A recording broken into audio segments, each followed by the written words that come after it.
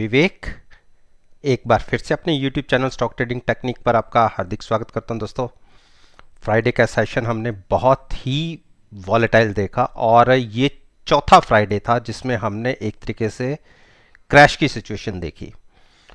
और अब जिन स्टॉक्स के ऊपर मैं अपना ओपिनियन आपके साथ शेयर कर रहा हूं, मंडे यानी 15 मार्च को क्या पॉसिबिलिटीज दिख सकती हैं अकॉर्डिंग टू पास्ट परफॉर्मेंस, तो उसको एक बार एनालाइज करते हैं। जैसा कि हिंदुस्तान पेट्रोलियम का मैंने चार्ट स्क्रीन के ऊपर लगाया है और इसकी मूवमेंट को अगर आप देखेंगे तो फ्राइडे के सेशन में इसने अपसाइड पर 246 का हाई लगाया और लोअर साइड पर 239 के आसपास, और क्लोजिंग मिली है इस स्टॉक में 241.20 की।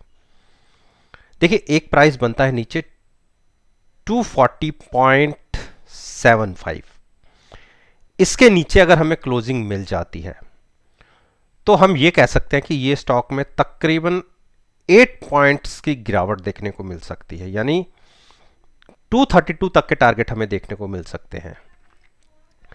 लेकिन अगर हम बात करें MACD में, तो वो ऑलरेडी बेयरिश साइड पर ही चल रहा है और हाई से स्टॉक ने देखिए 256 और उससे पहले 258 से आज की डेट में हम 242 पे ट्रेड कर रहे हैं। तो अगर 240 के मान के चलिए 240 के नीचे हमें क्लोजिंग मिलती है तो बाइंग मत कीजिएगा। तो उस केस में हम बाइंग करेंगे तकरीबन 232 235 के बीच में जाके, लेकिन शॉर्ट नहीं करेंगे। डिप्स पे हम बाइंग करने की एक स्ट्रेटजी लेंगे लेकिन शॉर्ट नहीं करेंगे, चाहे स्टॉक नेगेटिव हो, क्योंकि नीचे की तरफ हमें हार्डली 2 या 3-4 रुपए ही मिलते हैं, लेकिन ट्रैप हो जाए तो वो रेट दोबारा नहीं दिखते, तो वन साइडेड मूव फिर अपसाइड पर देखने को मिलती है। तो dips on buy on dips करेंगे, वो भी हैजिंग के साथ। स्टॉक बेरिश साइड पर ही ट्रेड कर रहा है तो लॉन्ग्स को भी भूल जाइए।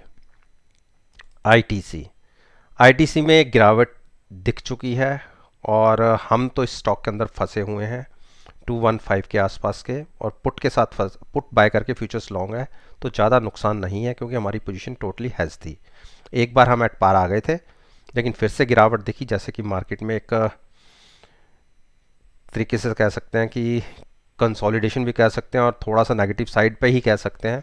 तो जब तक ये अब स्टॉक 215 का एक प्राइस मान लीजिए उसके ऊपर ट्रेडिंग करना शुरू नहीं करता तो तब तक लॉन्ग्स तो भूल जाइए। लेकिन हम लॉन्ग में ऑलरेडी थे और वो ट्रेड हमारा अभी तक कंटिन्यू है, तो उसको तो हम कंटिन्यू रखेंगे। बाकी जो नई पोजीशन लेना चाहते हैं उनके लिए ये स्टॉक बेरी साइड पर ट्रेड कर रहा है और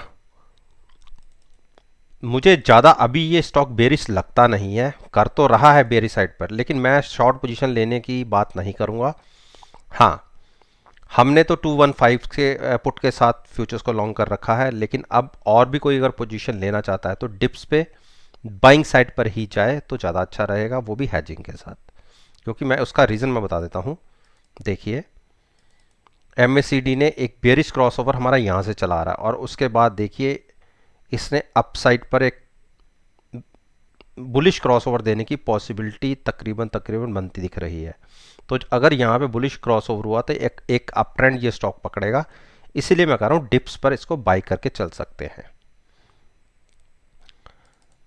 अब हम बात करते हैं हिंडाल्को मेटल सेक्टर का स्टॉक है। अब लग रहा है कि एक बड़ा ब्रेकडाउन दे सकता है अगर इसने 326 क्रॉस किया। देखिए, 9 दिन की मूविंग एवरेज ब्रेक कर चुका है और हम तो 340 के ऊपर, जैसे पहले 300 की कॉल बाय करके हमने फ्यूचर सेल किया था, उसके बाद हमने कॉल का प्रॉफिट लेके हमने कॉल को 340 पे शिफ्ट किया था और उस पोजीशन को हम कंटिन्यू कर रहे थे। एक बार 360 भी प्राइस चला गया था, वहाँ पे हमें लॉस हो रहा था, लेकिन एक डिप दिखी और अब हम ये कह सकते हैं कि अच्छे प्रॉफिट में बैठे हुए हैं।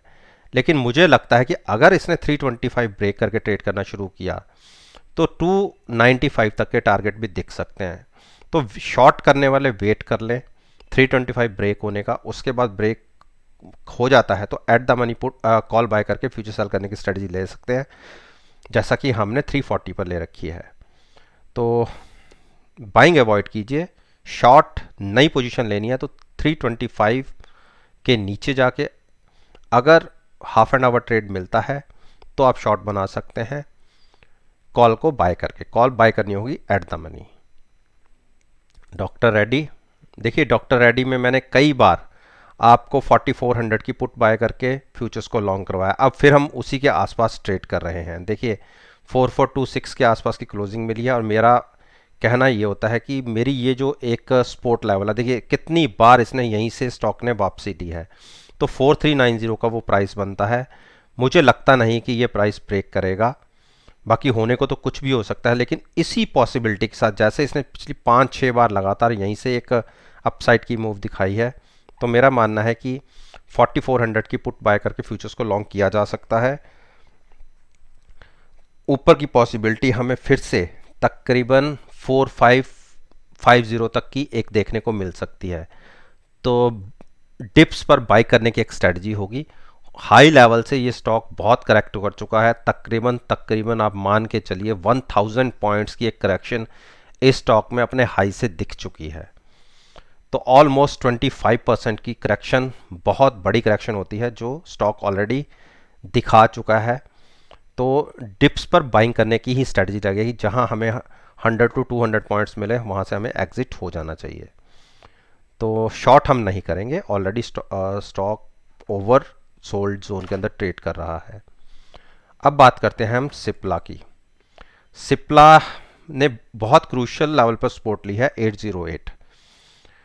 देखिए एक बेरिश क्रॉसओवर दे सकता है अगर हमने कल के दिन में 805 के नीचे ट्रेड करना शुरू कर दिया और अब 15-20 मिनट या 25 मिनट हम नीचे ट्रेड करते रहे, तो एक टारगेट होगा नीचे की तरफ, आप ये मान के चलिए 797 एक्सपोर्ट है। अगर ये भी ब्रेक होती है तो फिर से हम 770 के टारगेट्स देख सकते हैं। देखिए लॉन्ग्स तो अवॉइड कर रही है, लेकिन शॉर्ट भी तब कीजिएगा जब हम नीचे नेगेटिव साइड ओपन हो, कम से कम हाफ एन आवर वहाँ बने रहें, तो आप शॉर्ट पोजीशन लीजिए, वो भी हैचिंग के साथ।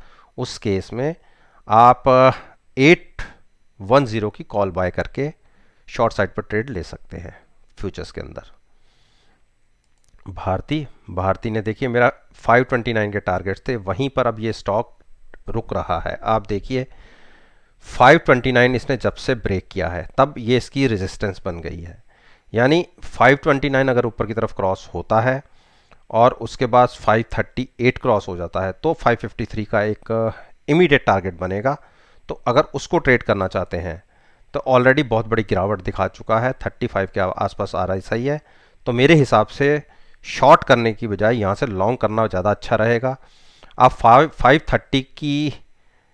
530 के आसपास की जो इन द मनी या eight the money, in the money की जगह एट द मनी आप ये मानिए पुट बाय करके फ्यूचर्स को लॉन्ग करने की एक स्ट्रेटजी ले सकते हैं।